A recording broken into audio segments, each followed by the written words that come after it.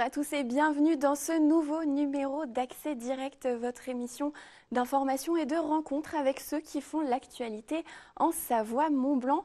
Nous sommes le mercredi 20 mars 2019 et voici le programme du soir. Pour sa 12e édition, Glisse en Cœur reversera les dons aux associations Grégory Le Marchal et Étoile des Neiges. Sa présidente sera sur ce plateau. Je recevrai ensuite Clémentine Fitter, auteure d'un livre de conseils pour la grossesse destiné au papa. Et enfin, je recevrai Cécile Bouget de Francesco pour sa chronique initiative. Mais avant de recevoir mes invités, je reçois Sébastien pour les titres du journal. Salut toi. Dans le journal tout à l'heure, on parlera avec toi d'un écopont. Oui, la pose de la première pierre de cet ouvrage a eu lieu ce mardi. C'est un écopont qui passera au-dessus de l'autoroute A40. C'est un ouvrage cofinancé par l'État de Genève et par ATMB, Autoroute et Tunnel du Mont-Blanc. Et si tout va bien, d'ici septembre 2019, il va permettre aux animaux, environ une centaine d'espèces d'animaux, comme le cerf ou encore le chevreuil, de se déplacer entre le Salève, le VEH et la plaine genevoise. C'est Jean-Paul Crespi qui s'est rendu sur place. Et Clémence Roualdès a rencontré un maître fauconnier. Oui, on reste dans le domaine animal avec cette rencontre avec Tahar Maguirech, qui est donc le seul maître fauconnier aujourd'hui en Savoie. Il est établi à Chambéry et il est passionné par ses oiseaux et par son métier. C'est donc, tu l'as dit, Clémence qui l'a rencontré. Seb, tu restes avec moi, on enchaîne tout de suite avec notre revue de presse et on commence avec un classement qui met à l'honneur les lycées de Haute-Savoie. Et le classement, le traditionnel palmarès des lycées en Pays de Savoie, très attendu, notamment par les parents et par les directeurs d'établissement. Il est sorti donc ce classement avec comme point de référence les résultats obtenus au baccalauréat 2018. Et pour cette année 2018, un enseignement ressort de ce classement, c'est la Haute-Savoie qui truste les 10 premières places, avec presque uniquement des établissements privés dans ces 10 premiers. Dans l'ordre trio de tête, on retrouve le lycée La Présentation de Marie à Saint-Julien-de-Genevois avec 100% de réussite au bac. Arrive ensuite le lycée Saint-Joseph de Thônes avec 100% là aussi de réussite au bac, mais moins de mentions. Et en troisième place, un autre lycée Saint-Joseph, celui de Thonon. La Savoie est un petit peu à la traîne puisque le premier lycée savoyard arrive 13e. C'est le lycée Jeanne d'Arc d'Albertville. Et enfin, le premier lycée public de ce classement, c'est le lycée Frison-Roche du côté de Chamonix. Et on part un petit peu plus loin, on va découvrir la Norvège autrement. Oui, avec Kylian Jornet, le triple champion vainqueur de l'UTMB espagnol qui vient de publier une dernière vidéo de ses derniers exploits sur une arête dans les fjords norvégiens. Les images réalisées en caméra embarquée sont assez impressionnantes. Je vous propose de regarder un petit extrait.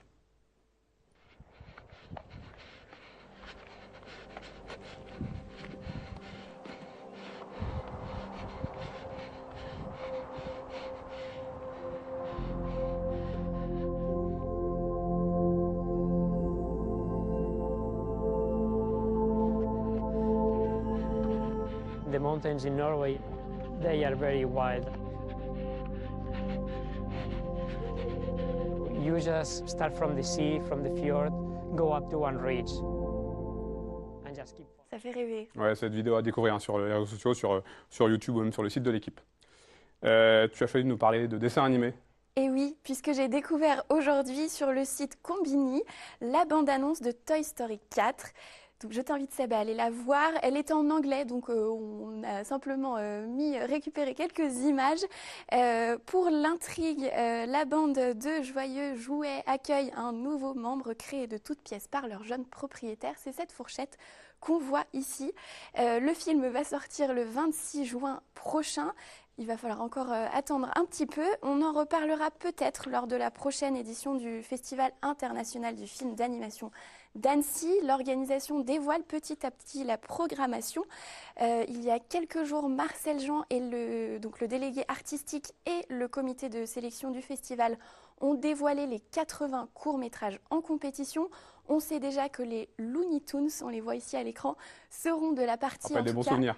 Voilà, exactement. Ils seront de la partie pour la cérémonie d'ouverture. C'est une avant-première mondiale pour ce court-métrage qui met en scène les fameux personnages de dessins animés de Warner Bros. Animation. Ils précéderont le long-métrage de la cérémonie d'ouverture. Il s'agit de Playmobil, le film. Là aussi, ce sera une avant-première mondiale. On note bien cette date, le lundi 10 juin 2019, puisque les Looney Tunes seront aussi projetés en plein air pour notre plus grand bonheur. On a hâte d'y être en tout cas. Et on rappelle qu'on aura le plaisir tous les deux de couvrir cet événement pour 8 Mont-Blanc. On reste dans le domaine du divertissement avec un parc d'attractions qui fête ses 40 ans. C'est Walibi, le fameux parc situé en Isère. Il fête effectivement ses 40 ans. Et pour ses 40 ans, il s'est fait un joli cadeau, cette nouvelle montagne russe. C'est un manège unique en France, elle s'appelle le Mystique, 575 mètres de rail, une vitesse de pointe de 85 km/h et une montée verticale de 31 mètres de haut tout de même. Là aussi, il va falloir être encore un petit peu patient pour les sensations fortes puisque la montagne russe sera accessible à partir du mois de juin. Le manège a coûté 6 millions d'euros. Son installation fait partie d'un grand plan de rénovation et de modernisation du parc. 21 millions d'euros ont déjà été investis en 4 ans et une dizaine de nouveaux manèges ont été installés. L'objectif est d'atteindre les 600 000 visiteurs d'ici 2023. On souhaite en tout cas un joyeux anniversaire à Walibi, donc qui fête ses 40 ans. Ça ressemble en tout cas le Mystique. T'es pas pour les sensations fortes. Merci, ça va tout à l'heure.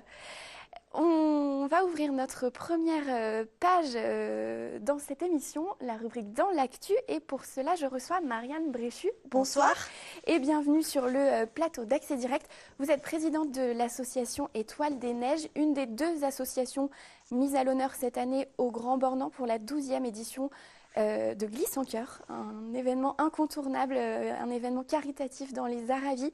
Vous avez fondé votre association en 1999, il y a 20 ans. Avant tout, quel est le rôle de votre association ? Alors notre association, merci déjà de nous accueillir. Notre association, elle est dédiée aux jeunes qui sont atteints de mucoviscidose, des enfants aux adultes et aussi aux adultes qui sont greffés, qui ont reçu une greffe de poumon.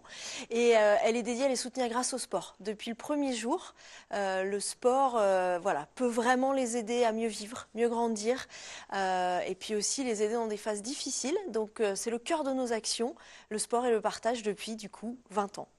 C'est ça l'objectif, c'est de faire comprendre aussi que dans la maladie, le sport peut être vraiment un élément presque guérisseur, en tout cas qui peut accompagner les malades dans leur parcours. Alors, depuis quelques années, pas 20 ans, mais depuis quelques années, le sport est reconnu comme un traitement à part entière, comme un pilier thérapeutique avec d'autres traitements clés de cette maladie.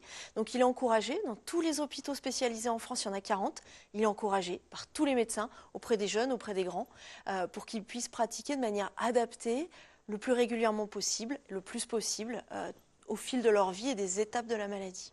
Et ça, est-ce que les familles que vous rencontrez ou même les malades en ont conscience des bienfaits du sport? Alors globalement oui, il y a eu une évolution ces 10 dernières années majeure, une évolution parce que ces jeunes ils vont mieux globalement grâce au progrès des prises en charge, grâce au progrès des soins, donc ils peuvent faire plus de sport, donc on les encourage encore plus et puis le sport pour eux c'est aussi un moyen de vivre comme les autres, d'aller dans un club, d'aller dans une salle de sport et il y a la lutte contre la maladie, mais il n'y a pas que ça.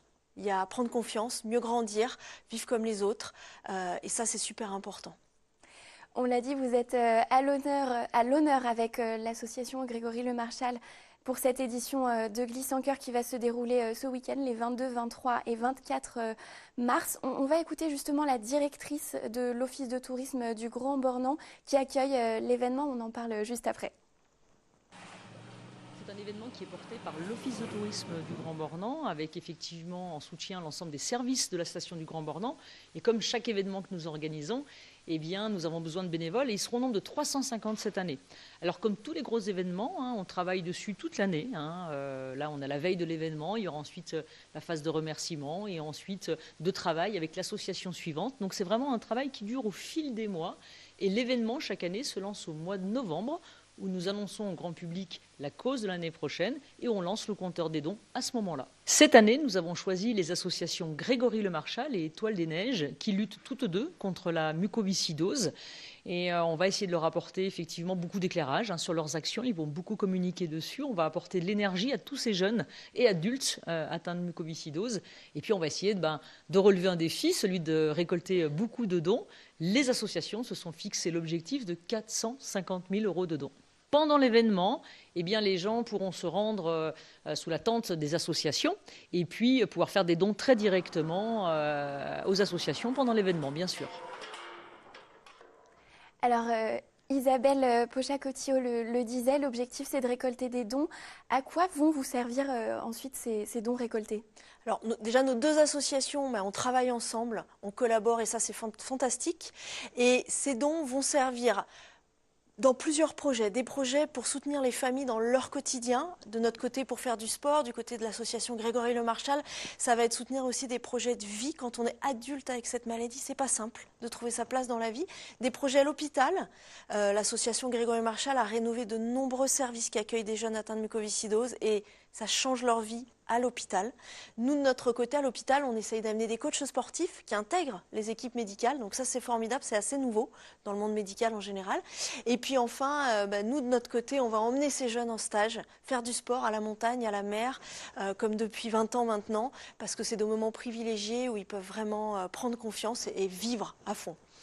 Voilà comment les fonds vont être utilisés. Et puis, c'est vrai que vous pouvez venir ce week-end au Grand Bornand, il va faire un temps de rêve. Concert de Louis Bertignac samedi à 20 h au pied de la piste.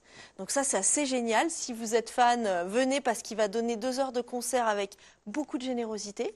Et puis, les dons. C'est aussi en ligne. Il y a 150 équipes au départ de Glisse en Cœur. Il y a des équipes Étoiles des Neiges, des équipes pour l'association Grégory Le Marchal et plein d'autres. Vous pouvez soutenir une équipe, vous pouvez soutenir l'événement. Tout ira aux assos et tout ira aux enfants derrière. C'est ça, Glisse en Cœur, c'est une course aux dons, mais c'est aussi une grande fête avec des concerts, des animations. C'est une grande fête, il y a tout un village au pied de la piste. Le concert est vraiment sur la piste. Les skieurs vont passer dessous, les 150 équipes, avec des relais non-stop pendant 24 heures. C'est le défi à relever pour toutes les équipes. Donc il y aura la fête, mais il ne faudra pas oublier de retourner sur les skis quand même.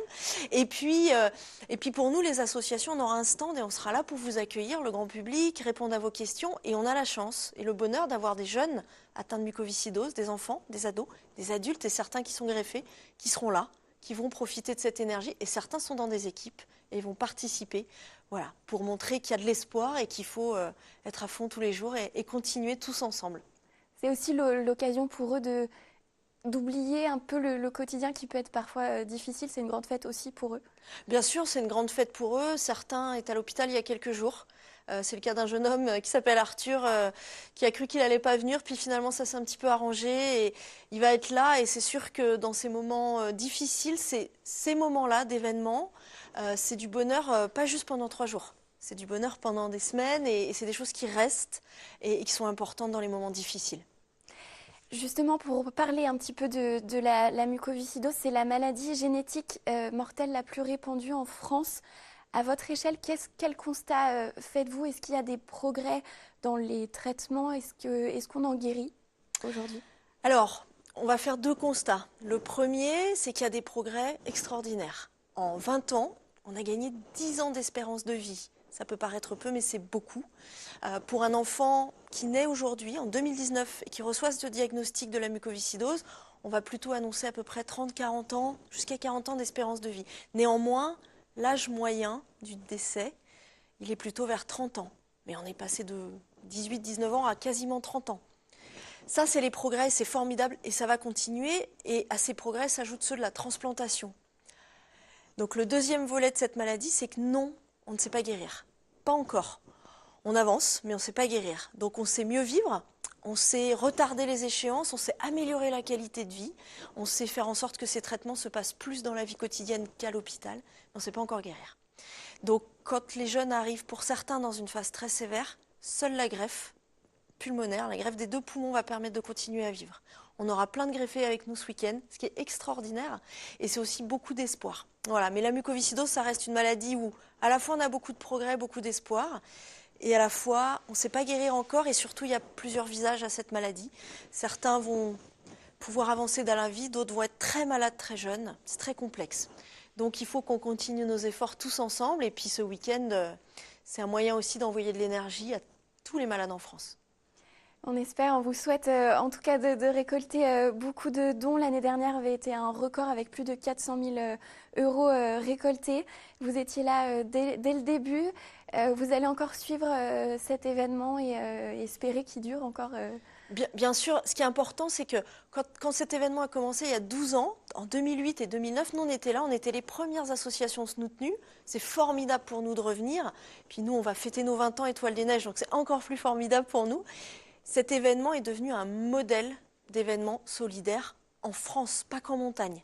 Et les gens viennent de toute la France, Les gens sont fidèles à Glisse en Cœur et c'est extraordinaire. C'est vraiment un modèle de solidarité et j'espère que ce modèle inspirera de nombreux événements sportifs ou musicaux ou culturels parce que Glisse en Cœur et Le Grand Bornand, ils ont trouvé le moyen de fédérer. Et ça, c'est formidable. Et on les remercie. Et moi, je salue vraiment ce qu'ils ont réussi à faire en 10 ans. C'est extraordinaire. Donc, on va essayer d'exploser le compteur cette année pour que cette énergie continue pour les autres associations qui viendront après nous. Merci beaucoup Marianne Bréchu d'avoir été avec nous sur le plateau d'Accès Direct. On vous souhaite un très très beau week-end au Grand Bornand en tout cas. Mais merci. À bientôt. Merci. On vous attend sur les montagnes. Merci beaucoup. Merci. On passe tout de suite à notre rubrique Le choix de la rédac et j'accueille Clémentine Fitter. Bonsoir, bienvenue Bonsoir. sur le plateau d'Accès Direct. Merci de me recevoir. Vous êtes auteur du livre Papa dans quelques mois avec le docteur Nicolas Évrard. Le livre est paru aux éditions Erol il y a très peu de temps, 3 semaines à peu près. Oui, c'est ça. Ouais. Et donc c'est un livre de conseils autour de la grossesse, écrit donc en partie par une femme, mais pour les hommes. Exactement. C'est un peu inhabituel. Pourquoi avoir choisi ce thème et pourquoi avoir choisi de vous adresser aux hommes? Eh bien, parce que je suis journaliste et je travaillais pour un grand site féminin avec docteur Nicolas Évrard, qui est médecin journaliste. Et donc, on travaillait pour ce site féminin à destination forcément des femmes. On leur délivrait beaucoup de contenu sur la grossesse, les bébés, la parentalité, etc., toutes ces questions-là. Et puis, en fait, on s'est rendu compte qu'une bonne partie de notre lectorat était des hommes, des futurs pères ou des pères déjà pères, et qui n'avaient finalement pas grand-chose qui leur était destiné à proprement parler et qui manquait. Disons que dans les guides classiques de grossesse, on a souvent un discours qui est orienté vers les femmes et il n'y avait pas grand-chose pour eux sur toute cette partie de grossesse qui quand même les concerne déjà. C'est ça, aujourd'hui on est en pleine remise en question autour des genres. On parle de la sensibilité des hommes, de la virilité des femmes même. Tout cela avance avec de moins en moins de tabous, mais c'est encore important d'en parler. C'est sûr que les modèles changent, les schémas familiaux changent aussi, et c'est très bien. Disons que les pères sont aujourd'hui très investis déjà dès la grossesse dans la parentalité. Et donc ils ont vraiment leur place à prendre déjà à ce moment-là. Et voilà, ça nous semblait important de répondre aussi à ces attentes-là, à ces questions qui se posent, parfois aux angoisses qui se posent. Il y en a qui ne s'en posent pas du tout. Mais il y en a qui ont des questions, voilà. Et donc, ça nous semblait important de leur adresser aussi des conseils pendant cette période qui est très particulière pour les femmes, mais aussi pour les hommes. On a le sentiment, effectivement, qu'il y a une volonté de rassurer. Est-ce que ça vient d'un constat peut-être de papas qui sont venus vers vous inquiets ou en doute pendant cette période de la vie? Oui, alors c'est une période où les femmes forcément se posent beaucoup de questions, mais les hommes aussi, il y a plein de choses qui se passent dans leur tête. C'est quand même un sacré bouleversement d'accueillir un enfant. Et d'apprendre qu'on va devenir père, ça peut aussi susciter des angoisses, des questions. Alors pas toujours, il y en a qui ne prennent conscience de ce bouleversement qu'après la naissance, mais il y en a qui déjà pendant la grossesse ont des interrogations et des remises en question aussi. On a travaillé pour ce livre avec une psychologue qui était spécialiste de la parentalité, donc de toutes ces questions-là qui peuvent survenir. Et voilà, elle a essayé d'apporter des questions, des réponses aux questions que se posent les pères dans cette période-là difficile. Enfin, difficile, c'est pas du tout une période difficile, mais il peut y avoir des moments de doute et d'angoisse qu'il faut tout de suite balayer. Alors, quel type de conseils, justement, on peut trouver dans vos pages ? Alors en fait, c'est un guide qui se présente un peu comme les guides classiques de grossesse destinés aux femmes, c'est-à-dire qu'on reprend quand même ces questions importantes de développement du fœtus, de suivi médical de la grossesse, mais il y a aussi pas mal de conseils, voilà, là on voit un schéma de massage, il y a aussi pas mal de conseils pour les pères sur tout ce qui peuvent les intéresser aussi. On parle beaucoup des préparations à l'accouchement, de l'investissement qu'ils peuvent prendre à ce moment-là. Et puis, il y a des conseils pratiques sur la préparation, l'accueil du bébé, la préparation de l'arrivée du bébé. Et voilà, il y a aussi des petites anecdotes un peu plus légères. On sort un peu aussi du contexte médical qui est quand même très pesant et très lourd pour apporter des conseils plus pratiques aux pères et aux mères. Il y a aussi voilà, des passages sur une fois que le bébé est là, notamment un passage qui a retenu mon attention sur le massage de bébé. On a vu tout à l'heure les massages de la femme enceinte. Masser son bébé, c'est aussi important, il faut savoir le faire. Oui, il faut savoir le faire. Alors, ça a plein de bienfaits, le massage aujourd'hui. On sait que ça apporte plein de choses pour le bébé dès les premiers jours de vie. Alors, c'est sûr que quand le bébé a 5 jours, on ne va pas commencer à le masser comme on masserait un enfant plus grand. Mais il y a déjà des gestes qu'on peut procurer et qui apportent vraiment des bienfaits. Et puis, c'est surtout, en fait, au-delà des bienfaits, c'est aussi l'occasion de partager un moment et que le père puisse aussi construire une relation avec son enfant, un moment particulier avec lui où voilà, le duo peut se mettre en place et il y a une relation de confiance et de détente qui peut s'instaurer aussi à ce moment-là. Donc c'est important qu'un père, dès les premiers jours de vie, ça c'était une question qui revenait souvent dans les témoignages que j'ai recueillis pour ce livre, c'était un point qui revenait souvent. Il y a beaucoup de pères qui sont un peu effrayés par la fragilité d'un nouveau-né et qui ne savent pas toujours comment voilà, interagir avec lui. Et il y a quand même déjà des choses à mettre en place dès les premiers jours de vie. C'est un tout. Vous avez évoqué aussi les conseils de psychologues. Il y a le physique, le mental. Vous avez essayé de balayer un petit peu tous les aspects de la grossesse et de l'arrivée de bébé, à la fois pour l'homme, la femme et le couple. Oui, exactement. Alors, c'est vrai qu'une grossesse, c'est assez mystérieux, en fait, pour quelqu'un qui ne l'a pas vécu, que ce soit un homme ou une femme, d'ailleurs. Hein, quand il y a plein de choses qu'on n'imagine pas avant. Donc, et puis, c'est quelque chose de très médicalisé aussi. Il y a quand même un poids de ces suivis médicaux. Et donc, on a voulu voilà, expliquer comment ça se passait, en gros, une grossesse, comment on était accompagné. Et puis, quelles questions, quelles problématiques pouvaient survenir. Et vous parliez du couple. En effet, c'est quelque chose qu'on a pas mal évoqué dans ce livre. C'est toutes les questions qui se posent à ce moment-là, parce que on est 2 et puis tout d'un coup, on va devenir 3. Donc, c'est un équilibre à trouver aussi au fur et à mesure du temps, qui n'est pas toujours évident. Voilà, quand on est en couple, on se connaît bien en tant que personne, on connaît bien la personnalité de l'autre, son caractère, etc. Mais on ne connaît pas l'autre en tant que parent. Et donc, c'est aussi quelque chose qu'on va apprendre à découvrir avec la grossesse et puis l'arrivée de l'enfant. Et ils peuvent survenir des questions, ou en tout cas des problèmes aussi de communication à ce moment-là, qu'il ne faut pas laisser s'envenimer, qu'il ne faut pas laisser traîner, voilà, qu'il faut réussir à régler. Alors, le livre vient tout juste de sortir, mais est-ce que vous avez eu déjà des retours, peut-être des critiques positives ou... Oui, en fait, c'est un livre qui arrive et qui est un peu nouveau dans le sens où il y a beaucoup de livres qui sont autour de la parentalité et de la place des pères dans la relation à l'enfant, mais il n'y a pas beaucoup de choses qui intègrent le père dans la grossesse. Et donc, c'est vrai qu'en ça, c'est quelque chose de... Voilà, le livre est bien accueilli parce qu'il apporte vraiment un regard sur la place du père pendant la grossesse qui déjà va définir les bases de la relation à la famille plus tard. On rappelle le titre « Papa dans quelques mois ». Merci beaucoup Clémentine Fitter d'avoir été avec nous. Merci à vous. À bientôt. À bientôt. Et j'accueille Cécile Bouget de Francesco pour notre dernière rubrique, la rubrique Initiative. Bonsoir Cécile. Bonsoir. Donc journaliste et dénicheuse de belles initiatives. Tu as ce mois-ci encore découvert plein de beaux projets. Et on commence avec une jolie marque annécienne de vêtements. Oui. Alors très sympa, mais surtout éco-responsable. Éco-responsable, les Hirondelles. En fait, c'est une marque qui a été créée il y a quelque temps. L'entreprise date de 2018. C'est Claire Alverne, Claire Chiquet et Clarisse Cazenave qui partageaient des bureaux avant et qui se sont lancées dans cette marque qu'elles considèrent comme une alternative pour s'habiller de manière éco-responsable. Les voilà.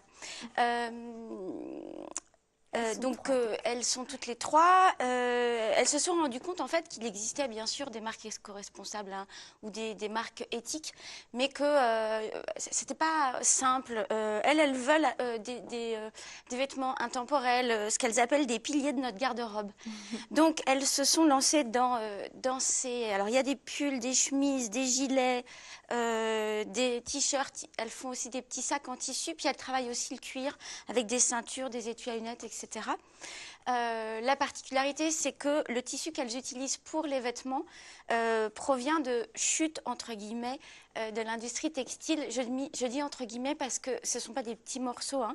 Ce sont des rouleaux de tissu entiers qui ont été fabriqués et dont les clients qui les ont commandés ne veulent pas, soit parce que la couleur n'est pas vraiment celle qu'ils avaient demandé, soit parce qu'il y a un petit défaut qui les empêche de travailler. Donc les hirondelles récupèrent ces rouleaux. Donc dans un rouleau, il y a entre 20 et 50 mètres de tissu tout de même. Donc ça fait de quoi faire des petites collections, des séries limitées. Elles les récupèrent dans la région de Roanne. Et puis, elles font confectionner donc, ces vêtements à Grenoble. Et alors ensuite, elles vendent ces vêtements via la plupart du temps des ventes éphémères dans des lieux atypiques. Donc elles sont allées par exemple au Biocoop de Sénaux, dans un autre magasin d'alimentation qui s'appelle Petit Zeste. Et sinon, elles sont allées aussi toquer à la porte de Woodstock Garden, de Marcel Bistrot et plus récemment du Café Brunet à Annecy. De manière, alors pas toutes les semaines ni tous les mois, hein, parce qu'il faut quand même organiser tout ça. Moi, je vous en parle aujourd'hui parce que demain, le 21 mars, jour du printemps, les hirondelles lancent leur site internet marchand. Donc à partir de demain, j'espère que tout ira bien techniquement parlant, on pourra aller acheter les vêtements via le site internet, donc plus simple. Il y a une vente éphémère qui est prévue avril-mai. Et puis du coup, c'est un nouveau départ puisqu'elles emménagent dans leurs tout nouveaux locaux à Crangevrier. On dit que les hirondelles font le printemps, je crois. Eh bien, je crois que voilà pourquoi le 21 mars. On continue au bord du lac d'Annecy avec Terre du Lac, une association qui est très attachée au paysage et qui achète des terres pour les confier aux agriculteurs pour qu'ils en prennent soin. C'est ça.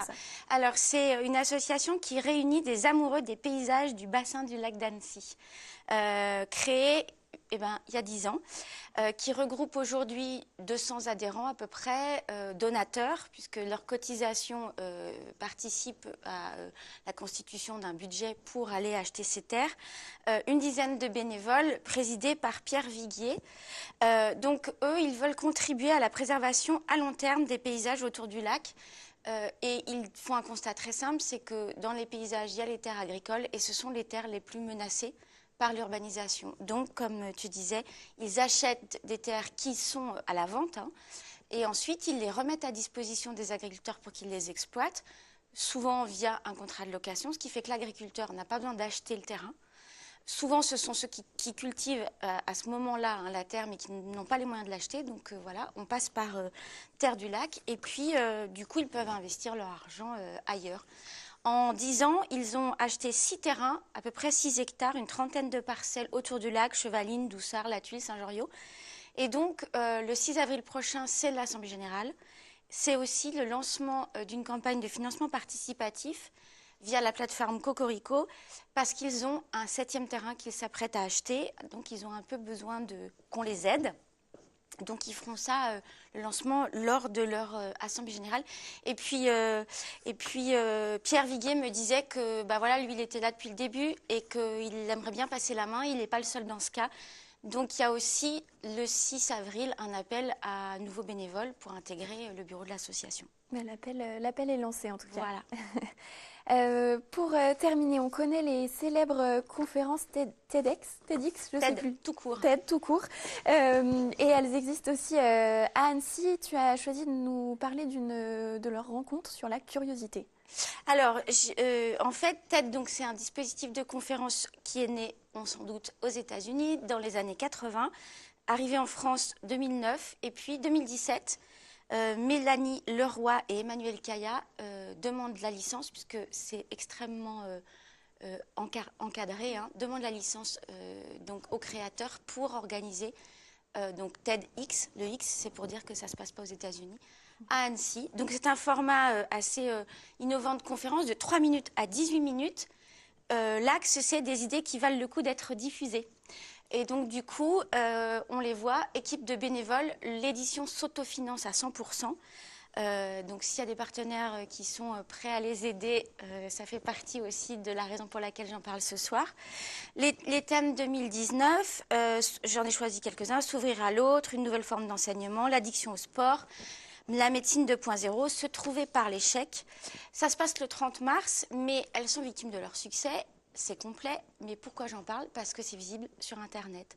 Ça veut dire que à l'heure où on se parle, on peut voir les conférences 2018 en français, et puis dans quelques semaines, j'imagine, on pourra voir les conférences 2019. Puis pour ceux qui sont très à l'aise en anglais, eh ben, il y a toutes les conférences américaines qui sont en ligne sur le site TED d'origine. Voilà. Très très rapidement, tu voulais nous parler aussi d'une date, nous rappeler une date importante. Oui, la semaine du développement durable, début avril. Et évidemment, j'ai mangé les dates à Annecy, où vous allez pouvoir retrouver des gens dont on a déjà parlé et puis d'autres projets sur la place Menton-Saint-Bernard. Je crois que c'est du 1er au 6, mais je ne voudrais pas dire. On pourra recommencer sur les dates, sans problème. En reparler. Merci beaucoup Cécile. À bientôt pour d'autres belles initiatives. Merci. J'accueille tout de suite Sébastien pour le rappel des titres du journal. On parlera notamment d'un écopont. Oui, ça se passe du côté de Viry, un écopont qui va passer au-dessus de l'autoroute A40 et qui a été financé par l'État de Genève et par l'ATMB. Ça va permettre aux animaux, de la faune, environ une centaine d'espèces, de traverser cette autoroute et puis de passer donc du Salève à la plaine genevoise.